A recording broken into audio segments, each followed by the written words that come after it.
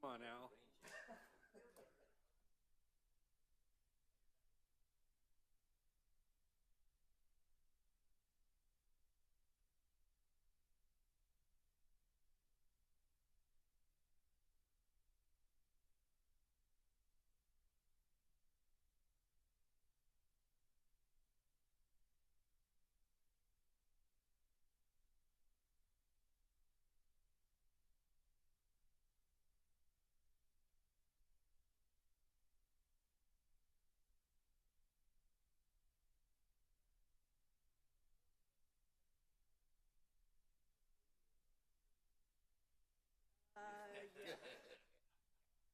He's not saying anything by that, Lynn.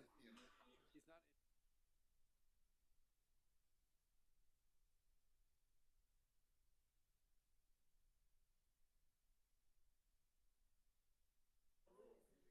Don't get it.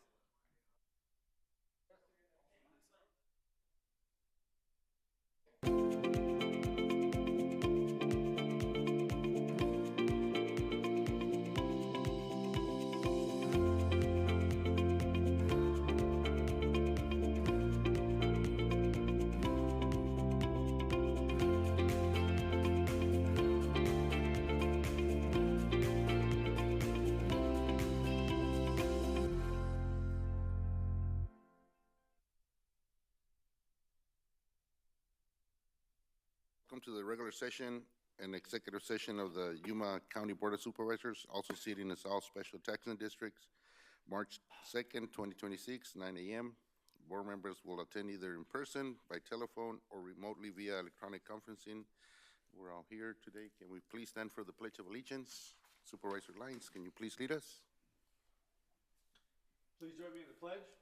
I pledge allegiance to the flag of the United States of America and to the republic for which it stands, one nation, under God, indivisible, with liberty and justice for all. You're always saying prayer too. Yeah, I know. It sounds the same.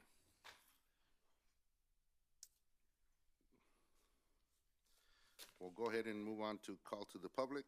Call to the public is held for public benefit to allow individuals to address issues within the board's jurisdiction. Board members may discuss items that are not specifically on the, identified on the agenda. Therefore, pursuant to Arizona Revised Statute 38-431.01H, action taken as a result of public comment will be limited to directing staff to study the matter, responding to criticism, or rescheduling the matter for further discussion and a decision at a future date. Public comments may be made in person or submitted by email at publiccomments@yumacountyaz.gov. The email forms of public comments will be accepted until at 8 a.m. the morning of the meeting. All public comments will be read out loud during the Yuma County Board of Supervisors meeting that starts at 9 a.m. Do we have any emails, Desiree? No, we do not. All right. I don't have any speaker phones, but anybody from the public that wishes to address the board? Do so you're on risk. You want to come up to the podium here and Your name. your name and address, Just bank give me your account? bank account. No, just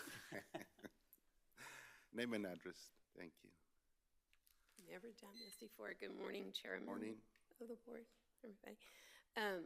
My name's Catherine Sellers. I reside at 12852 East 43rd Street out in Foothills. I'm coming this morning on a rezoning. Am I? Yeah, you can. Yeah. This is on the development for minor amendment case, excuse me. And this is for the property related 12348 South Foothills Boulevard.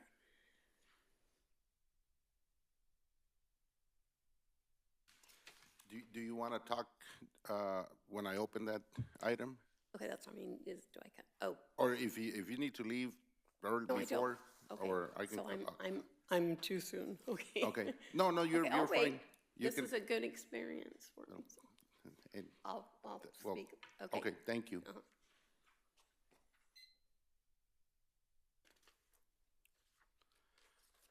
Anybody else from the public that wishes to address the board? Seeing none. I'll move on to presentations, proclamations, and appointments. During this segment of the agenda, board members may discuss the presentations and proclamations and may announce appointments to the Yuma County Planning and Zoning Commission and the Yuma County Board of Adjustments. No legal action will be taken. Is there any appointments? None. Move on to presentation of the mix with the Yuma County and El Condado, Informado, Yuma 77.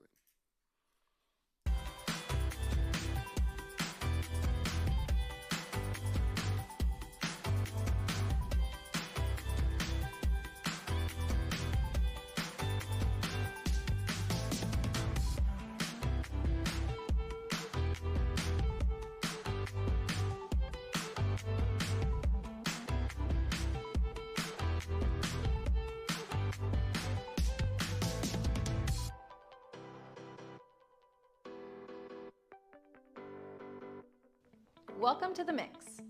Yuma County is known for its deep agricultural roots and leafy greens, but many may not realize ammonia plays a key role in farming operations. Because the chemical requires strict safety measures, county leaders work closely with partner agencies to protect the community. So we have a lot of the agriculture companies who use anhydrous ammonia for cooling and for agriculture use.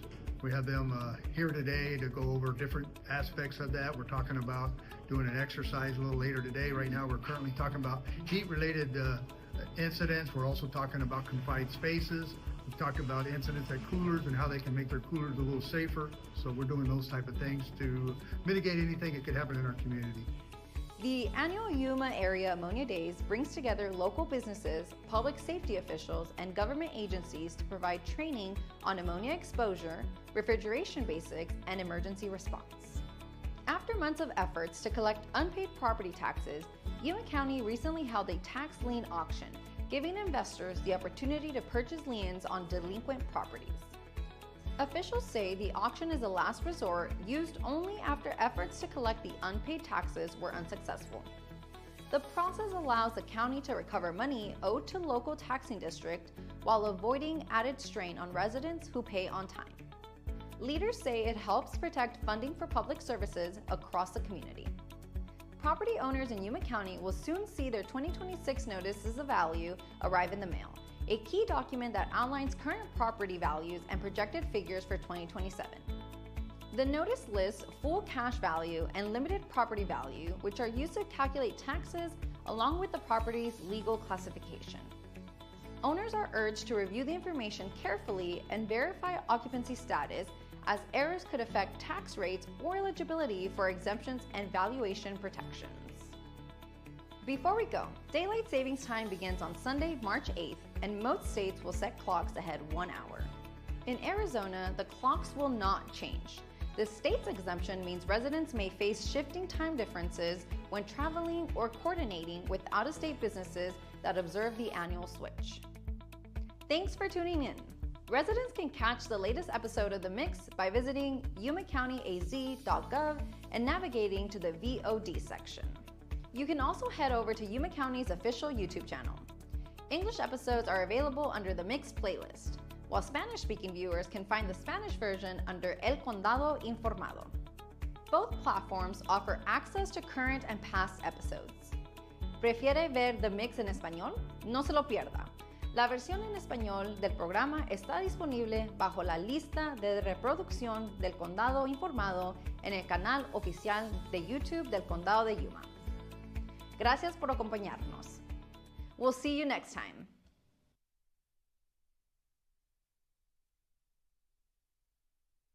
That was the mix. We'll move on to consent calendar. The following items listed under the consent agenda will be considered as a group and acted by one motion with no separate discussion unless a board member so requests. In that event, the item will be removed from the consent calendar for separate discussion and action. And we have items 1 through 5. Mr. Chairman, unless there's an objection, I would propose that we accept items 1 through 5 as presented. I'll second that. There's a motion and a second to approve item consent calendar as presented. All those in favor say aye. Aye. Any opposed? Motion carries. Moving on to discussion and action items. Item number 1, Free Library District.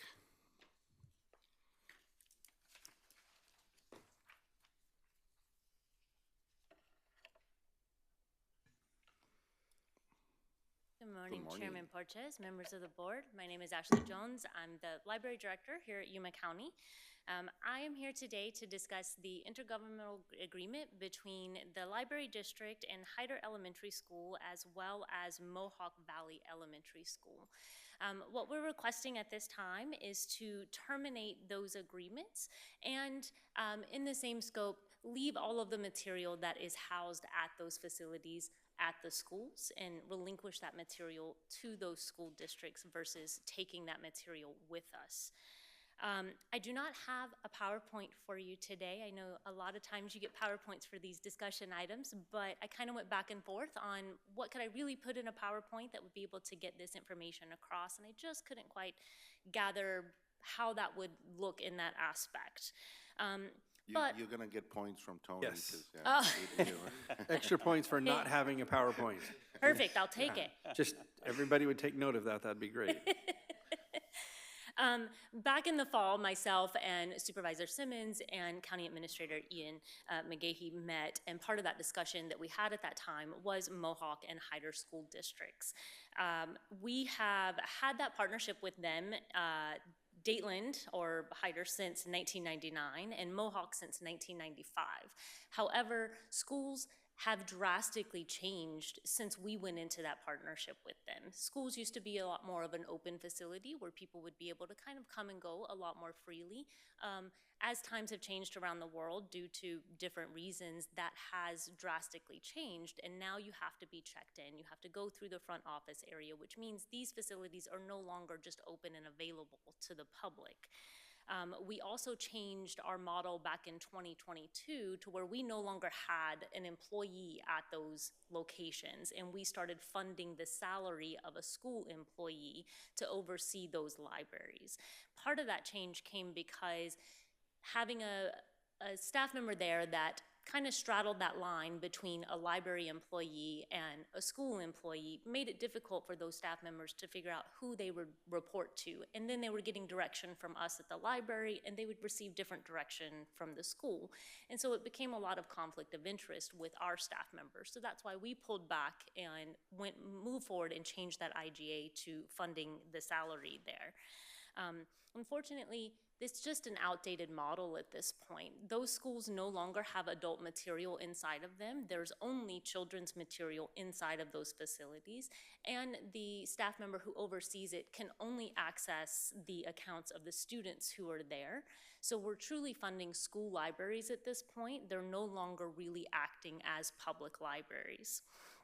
COVID also drastically changed how we operated when we were there. It meant that we operated on appointment-only status inside those facilities, which again, doesn't really operate well for a public library, especially when you're in those rural areas. And Dateland is a perfect example. It's right off the freeway. So people see that, think that they can stop, and unfortunately they're not granted access due to the need of that appointment, or maybe the staff member's unavailable. One thing that we're looking to mitigate this in the future is in our 5-year plan that we recently turned into the county, we're looking at potentially purchasing property out in the TACNA area to go ahead and secure a piece of land. So when that community does grow, that we already have a space there to either build a facility or put a mobile unit there so that we can serve that community in a larger capacity. We also are looking at expanding the Foothills Library and purchasing the property that sits currently between the library and the Foothills Park. That property is currently owned by Yuma County, but has ADOT restrictions on it. So we're currently working through what that process would look like to expand that facility as well. So we are making sure that we're making steps to continue to serve the East County of Yuma, but looking at doing it in a little bit different of a way. Do you have any Any questions questions? for or- Ashley? No, I just want to say I met with both superintendents at Mohawk and Dateland. And we talked and they understand why we're doing this and they're fine with it. And we're going to continue to try to support them as we can with the volunteers, the library volunteers, and maybe getting some new books into the mix out there so it keeps them a little bit updated and helps them to continue to grow. So, nobody has any other questions, I'll make a motion that we approve. Do we want to make A, B, and C? Or one at a time or all three? One at a time? Okay, I'll make a motion that we approve item A as presented. I'll second. There's a motion and a second to approve item A, authorize the director of the Yuma County Free Library District to terminate the intergovernmental agreement between the Library District and Hyder Elementary School District number 16, effective July 1st, 2026. All those in favor say aye. Aye. Any opposed? Motion carries. And I'll make a motion that we approve item B as presented. I'll second. There's a motion and a second to approve, authorize the director of the Yuma County Free Library District to terminate the intergovernmental agreement between the Library District and Mohawk Valley Elementary School District effective July 1st, 2026. All those in favor say aye. Aye. Any opposed? Motion carries. And make a motion we approve item C as presented. I'll second. There's a motion and a second. All those in favor for, to authorize the relinquishment of material that is currently at the Hyder Dateland Elementary School. All those in favor say aye. Aye. Aye. Any opposed? Motion carries. Thank you, Ashley. Thank you very much. Yes. When do you intend to find out? We are actively looking. I believe it's slated in our 5-year plan for fiscal year 30-31. However, we will move that up if we find something that falls within that budget and we think that we would be able to present to the board that the board would be happy with. Hey, as a real estate guy, I tell you, the closer you get to the date you need it, the more it'll cost. So get it before you need it. Will do. Thank you. Thank you. Moving on to planning and zoning agenda, full legal descriptions of the property sites for all rezoning cases are available for public review at the Yuma County Board of Supervisors office. And rezoning regular public hearing items. Staff will make a full presentation on each of the following items, followed by separate discussion, public hearing, and action by the Board of Supervisors. Item number 1, minor amendment case number 250-09, and item number 2, rezoning case number 25-22. Thank you, Mr. Chairman. Jesus Carrillo. Mr. Chairman, you would like a presentation, full presentation? No, I don't like the full presentation, And but if you ask me, but Just a quick just, summary. just a brief summary, yeah. summary. Yeah, so the intent is to change the land use designation from urban density residential to local commercial. The property is located in the Foothills Boulevard at 12348. And this is just to accommodate a local commercial zoning district. This is the zoning map. The property is in the crosshatch. And the only property is designated local commercial. It's on the north, which is highlighted in red. This is the aerial imagery. No comments received from property owners within the zoning notification area. And the Planning and Zoning Commission recommends approval of minor amendment case number 2509 on the basis that the proposed change will not have an adverse impact on the natural environment and the scenic quality of the area in contradiction to the plan. The proposed change encourages the development of small business by providing an adequate supply of land classified for small-scale commercial usage. And the proposed project will not require public expenditures for infrastructure improvements. Moving on to rezoning case 2522. This is a request to rezone property from MHS 20 to local commercial. And this is to develop the retail store or offices. This is the zoning map. Hold on a minute, It was open? Yeah. Okay, right. Go ahead. Finish it up. Thank you. The property is highlighted in red in the center with the crosshatch. Property is surrounded by local commercial and MHS 4.5 residential uses. And this is the site plan that was submitted by the applicants. And same, we've not received any comments from property owners. Planning and Zoning Commission recommends approval with the following performance conditions. And subject to discussion for development as well. And that concludes that presentation. Any questions? Any questions for Yeah, staff? I have a question, and it has to do with the process. The process requires that you have a minor amendment. If you don't get the minor amendment passed, this rezoning case won't happen. So you're asking us to take a look at them at the same time? Correct. Okay. Okay. I'll wait. Till the public hearing. I'll go ahead and open up the public hearing. And I do have some speaker forms, and I believe, was this the item? Okay, you'll be first, ma'am.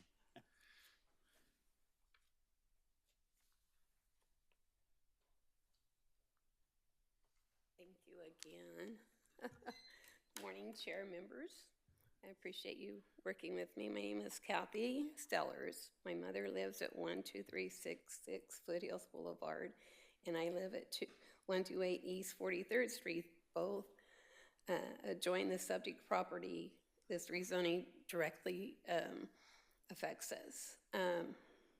I go on record as opposing the rezoning. However, if you decide to approve it, I respectfully ask that you do so with clear enforceable protections for the neighbors who have lived there for years, which my mom's been there 35 years on the corner of Foothills Boulevard and 43rd Street. It's adjacent to that.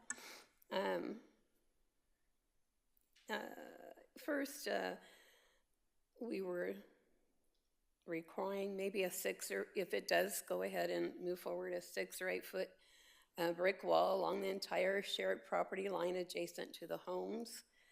It should be built at the developer's expense before any permits are issued and permanently maintained by them. The brick wall is a reasonable and common buffer and will screen the view, reduce noise, and return the privacy to our properties. Right now, the property is vacant and poorly maintained. Weeds grow along the chain link fence, collecting trash, creating potential fire hazard. This is a chain link fence where my mother's property is, and she owns 2 properties right down. I also ask you to consider practical safeguards for traffic, security, and sanitation. The parcel sits mid-block, so adding commercial traffic, which is, we have 2 lots that have been reviewed so far for that. There's lighting, the operations would help. It's the conditions on access and deliveries, lighting, it's hard for us to even drive out of our driveway. So with these 2 new commercial lots going in, maybe, you know, the turns, lanes, or anything that would help. There's crashes every day on Foothills Boulevard. So we're not, we are opposing, but I mean, we know growth out there and commercial, but right now with all the new houses that's been built, the traffic is just terrible. We have the 2 stoplights in between that area. And now with El Sol that came in, it's just, you know, and I know we all have to learn and take different times. Is that my time? Go ahead. Okay. So also, the trash in his plan, the trash cans, the dumpster, there is a large dumpster placed on the south side. If it does go through, we, you know, prefer that it go to the north side. So my mom's, where my mom walks out her front door, you know, it's right there.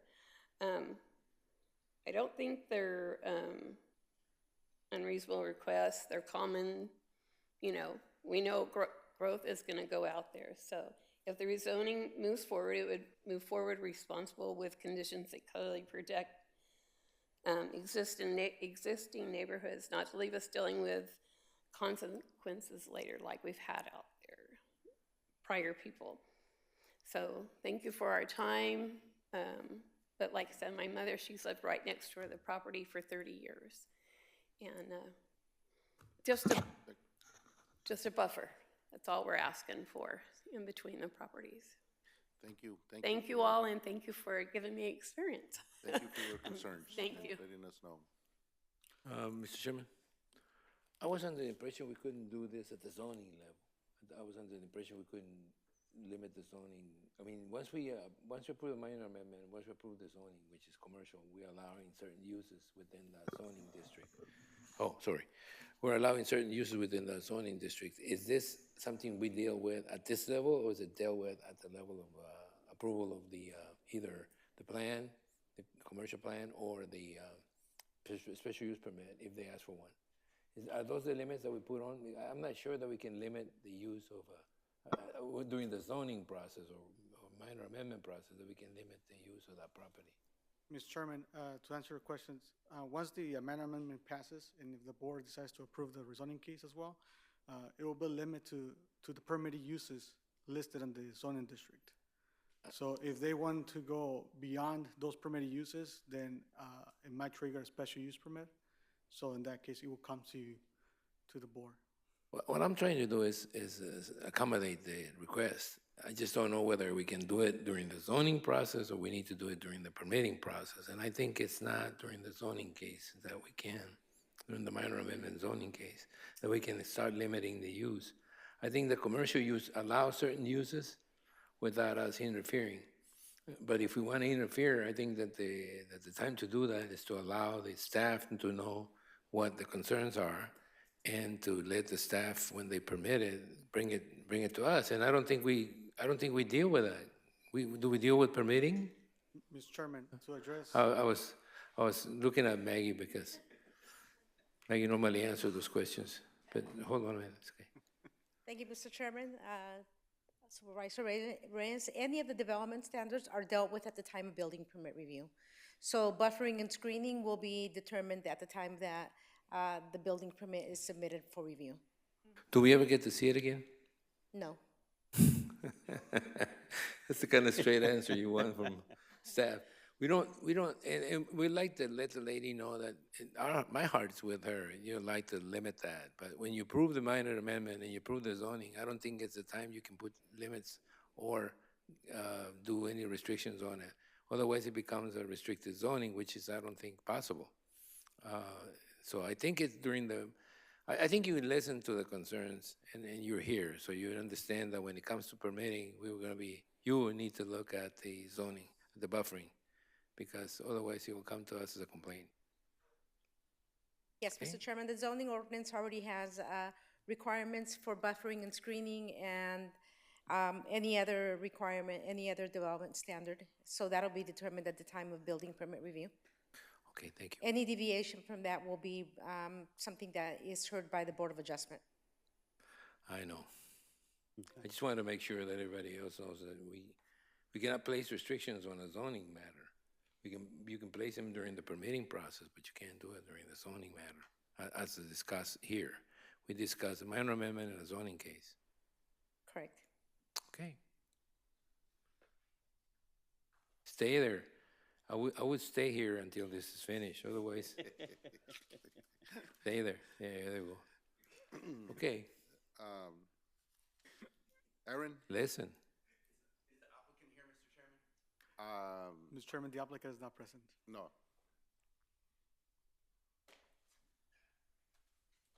Be careful, you'll be speaking to someone that isn't here. Sorry? You be careful, you'll be speaking about someone that isn't here. Right, exactly, that's why I asked first. Mr. Chairman, good morning. Board of Supervisors, I appreciate the opportunity to speak. My name is Aaron Selye, and I'm at 728-07001 for APN number. Obviously, I help with parcel 96, the rezoning for that to commercial. I'd like the board to consider the purpose of local commercial. The district is intended to promote and preserve convenient shopping areas which contain retail and service establishments to meet the daily needs of the neighborhood. The reason that that's significant in this case is because of the buffer zones. Part of the buffer zone requirements, I think, are very big in the foothills area because of the size of the lots. Now, previously, 96 was, the 96 you see on your screen was surrounded by neighborhoods on all three sides.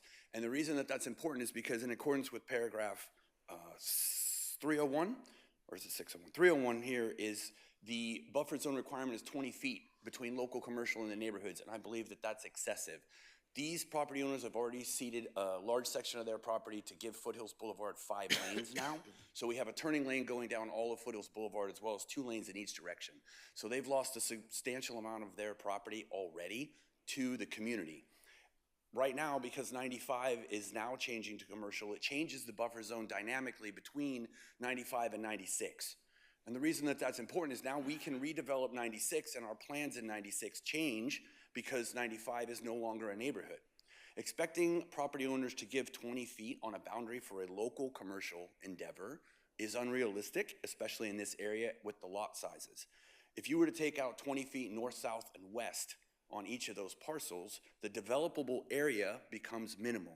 And if you read extensively into paragraph 301, it specifically says the buffer zone cannot also include parking, and it's not supposed to be a thoroughfare. Due to lot sizes and other incidences in the area, staff has allowed transitional areas to be used as a buffer zone, such as the delivery access driveway on Del Sol was approved, even though that's typically not a normal endeavor for the buffer zone. I'm asking that we revisit 301 as part of the performance standards instead of requiring every single owner to pay the $750 and go in front of the variance in order to get a variance for a more limited buffer in new commercial developments within that area. It makes the lots barely developable as local commercial, and I think it would be beneficial to the owners of these properties that are trying to see local commercial fit to a much expanding foothills area if we limit that at the onset. I understand the need for a buffer zone. I don't think anybody's arguing about a 6-foot fence, which is a requirement for local commercial when it borders neighborhoods, so that's not an issue. But I do believe that moving forward, we should readdress buffer zones in the foothills, especially since it didn't take effect until 2007 or 11. I wasn't able to narrow it down. But there are plenty of businesses in the northern area north of 40th Street that do not have a buffer zone at all, that have been commercial for years. And there's very little complaints or issues with that. So it does look a little odd when you look at it in the plan, in the map. Because if you see it, you see that 96 has every 96, 97, 95 have a buffer zone. And you go to across the street and 14 has the same. But down below, 77 doesn't. And that's correct. I don't understand why there's this discrepancy over. So it was, Mr. Chairman, if I may answer that. The reason is it's when those were done into the commercial zone, the buffer zone did not come into effect until either 2007 or 2011. So if it was rezoned prior to that, buffer zone doesn't apply at all.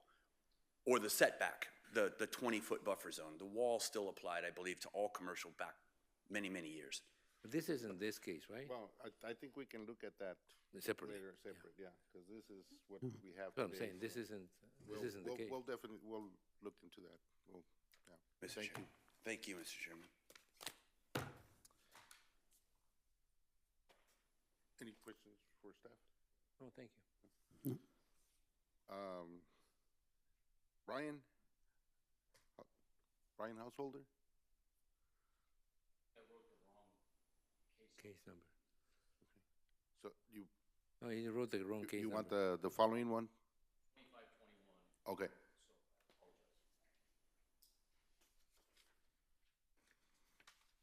Oh, it's been withdrawn.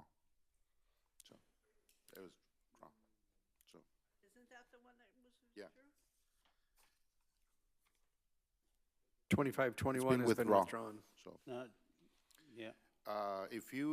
If anybody else wants to address in the public hearing about minor amendment case number 2509, and rezoning case number 2522 from the public? If not, I'm gonna go ahead and close the call to the public and bring it back to the board.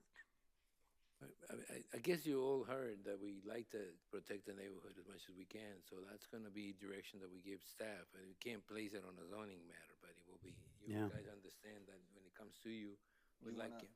If you don't turn and look at the attorneys, they'll tell you. Oh, that, if I look at the attorneys, everything is way, They'll let you know. no, I had a pen in my hand. Now I lost my pen.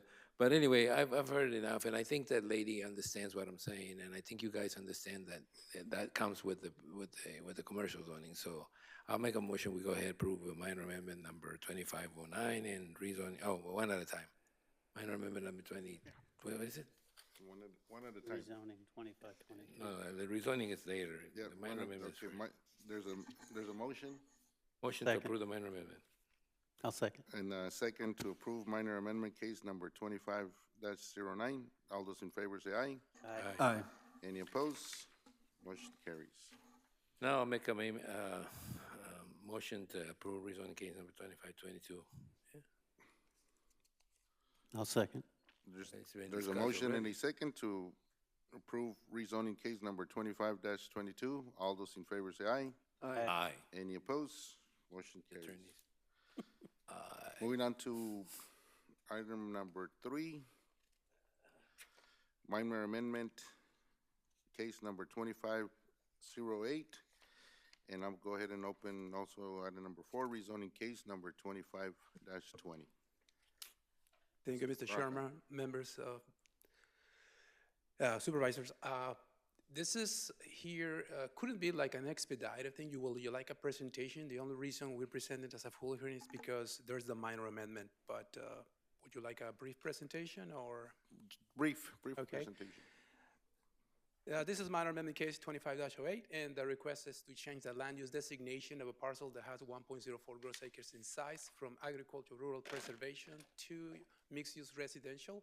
The intent of this minor amendment is to accommodate the rezoning of the subject parcel from RA40 to RVS, recreational vehicle subdivision. This is the land use map showing the entire area. The land use is agricultural rural preservation. An aerial view showing the subject parcel outlined in orange. No comments received from property owners within the zoning notification area. The Planning Commission recommends approval of minor amendment case 25-08. Based on the following, the proposed change will not adversely affect the natural environment condition in the area. The proposed change will not require public expenditures.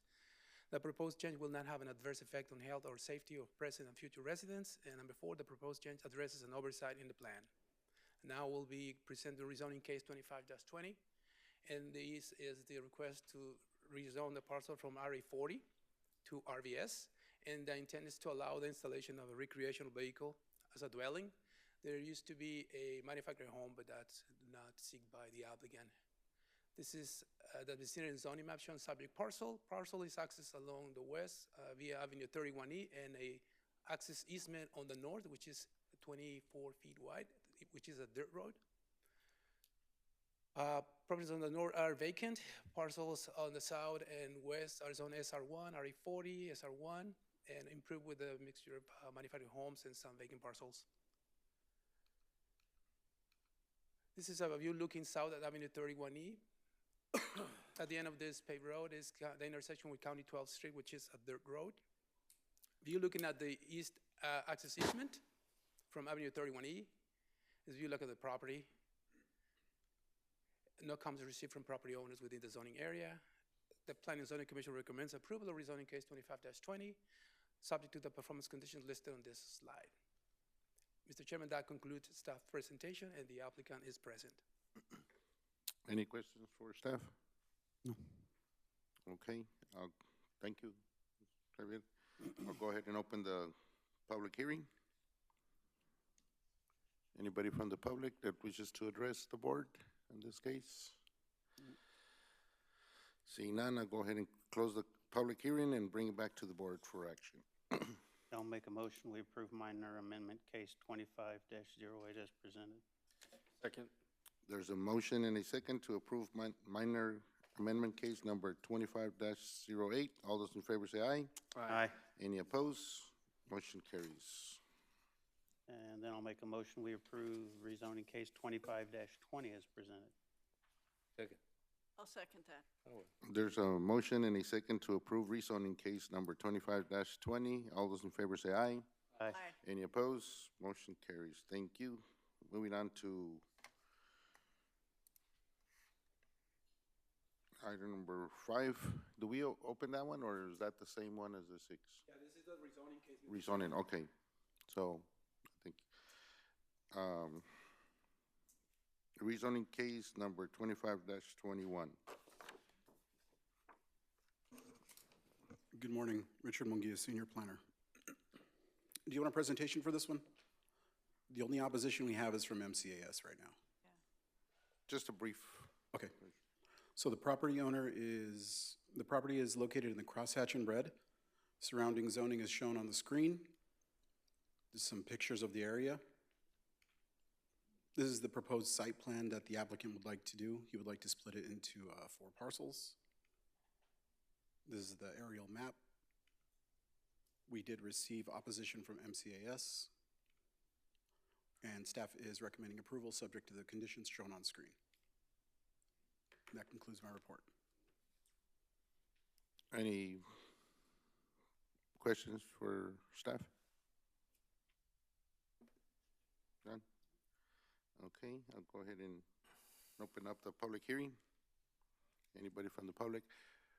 Did you want to address this item, or Brian?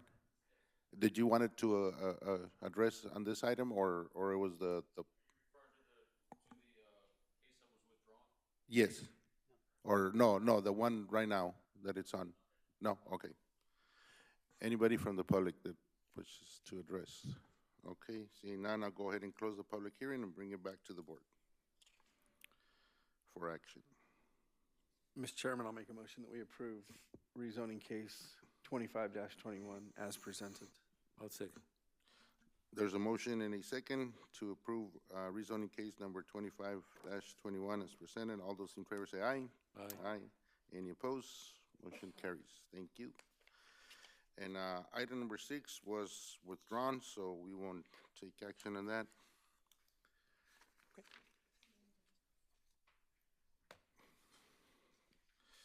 Alejandro, discussion regarding legislative issues. That's too short.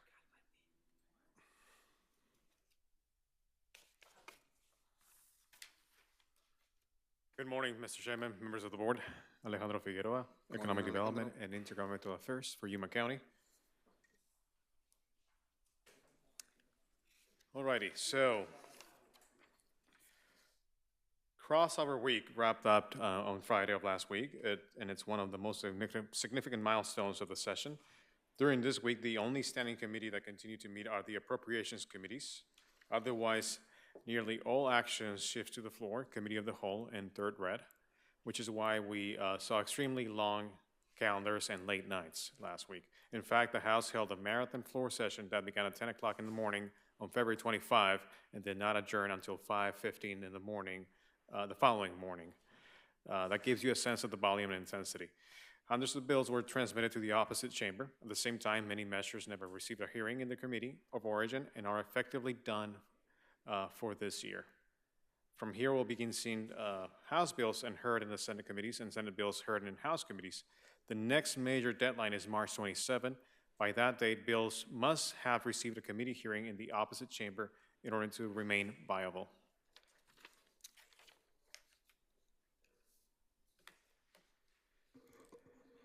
Now on to the JLBC fiscal highlights.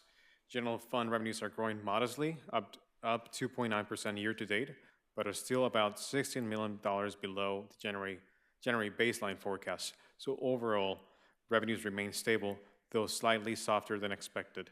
Sales taxes collections continue to perform steadily. Retail and restaurant activity are showing solid growth, which is helping offset ongoing declines in construction-related tax collections. That mix is important as we watch economic momentum across sectors. Individual income tax revenues are up 5.7% year-to-date and are generally tracking close to forecast. Corporate income tax, however, remains volatile and came in below expectations this month. Nationally, consumer confidence dropped to its lowest since 2014. At the same time, Access and SNAP enrollment continued declining compared to last year. Much of that reduction is tied to post-pandemic eligibility redeterminations and modest income increases pushing households above qualifying thresholds.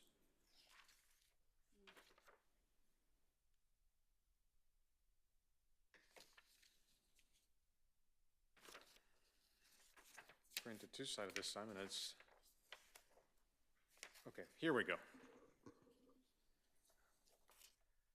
SB 1419, which is a Yuma County-backed bill, we are working with the solar industry to amend the bill and make it more palatable. So we're finalizing that amendment hopefully this week, and we'll see it move out of the Senate.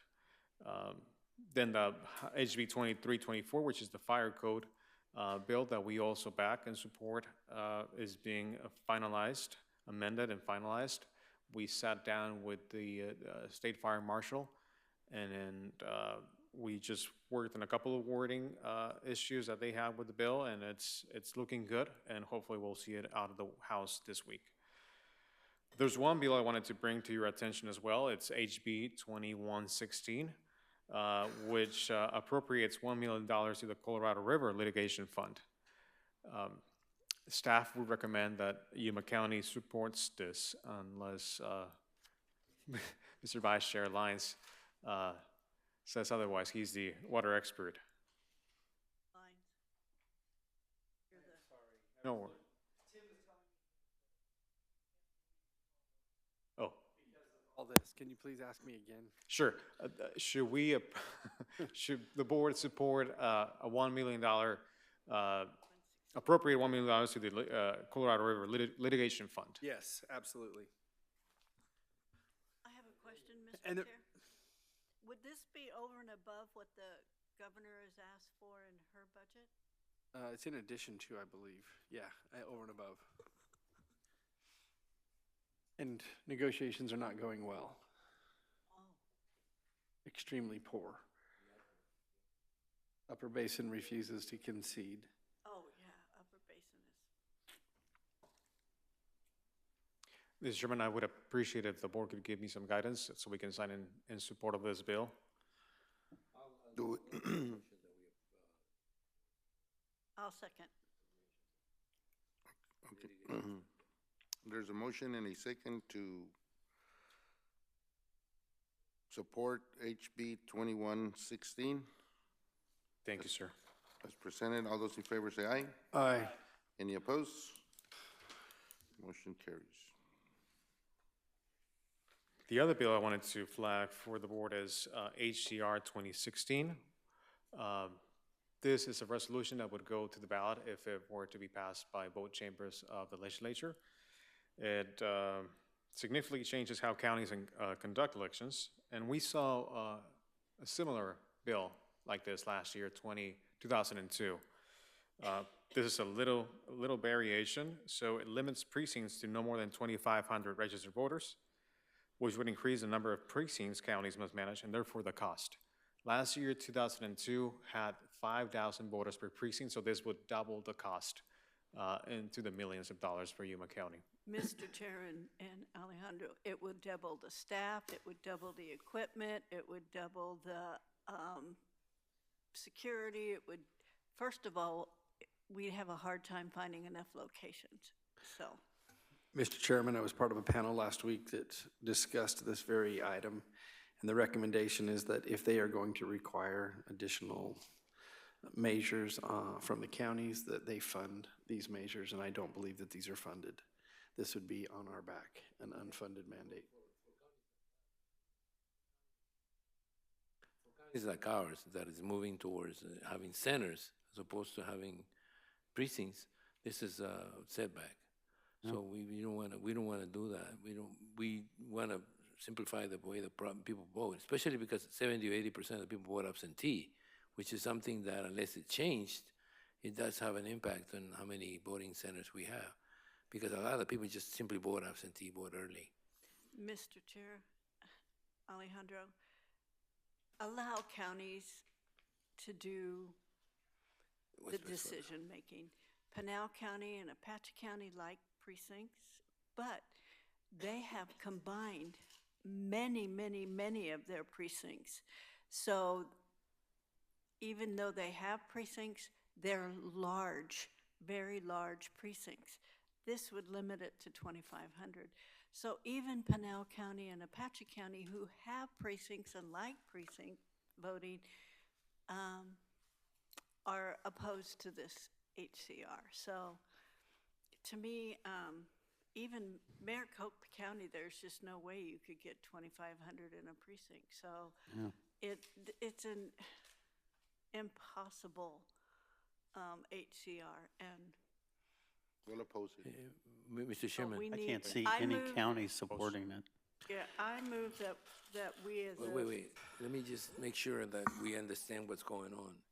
This discussion regarding legislative issues is not right. It should be discussion and action on legislative issues, because we're taking action, we're supporting one bill, we're not supporting the other one, we're actually opposing another one, but the way that it's read here, which is discussion on legislative issues, I don't think gives us the authority to simply make moves, make motions and second them and support them. And I like it to be a little more clear when it was discussing legislative But issues. we're opposing it. We're opposing it. I think we can take a position, You're- but I don't know Mr. whether Chair, we if can. you would just give me direction, give staff direction, we'll go ahead and Yeah, definitely. follow direction. Definitely. So, Either that or so I just guess put the in discussion direction and is action. to oppose this bill. Mr. Chair, Supervisor Reyes, my reading of the agenda item does allow for possible action, discussion and possible action regarding, and it goes on. Oh, So good. you are certainly able I- to take action if you I so don't have a choose. problem with it. I just want you to know that I'd like it to be a little more specific in discussion and possible action items, because we're taking action on them. We're not Mr. just Chair? simply telling staff to support it or oppose it. We're telling staff, we're making a motion and seconding the motion and voting on the motion to support. And I think it should be listed as an action item, so we can take action anytime. We can tell the staff we support it. I think that's okay, but when we start But making motions. it does read discussion and possible action regarding state and federal legislative issues. Really? It does? It does, yes. Can You're looking at the wrong one. You just, you opened up what Alejandro just gives you. Mr. Chair, It's right here. Mr. Chair, Yes. may I move that we, as I a, see what you mean. as I a see what you mean. board, as a county, oppose HCR 2016? And I'll second that, Mr. Chairman, with further discussion, if we may. Go ahead. Will you make sure to coordinate with Craig and that additional comments are added about unfunded mandates to the counties from the legislature? Yes. And ACO's always, is also opposed. in this. ACO and CSA are both opposed. Okay. Allow us to do our job. All right. so But with there's- those specific requirements, you want to mandate something, you provide the funding.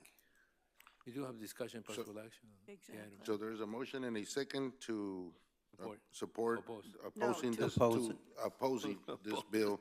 Let me, please, Tony. To oppose HCR, yeah. All right. Turn his mic off. I'll figure it out myself.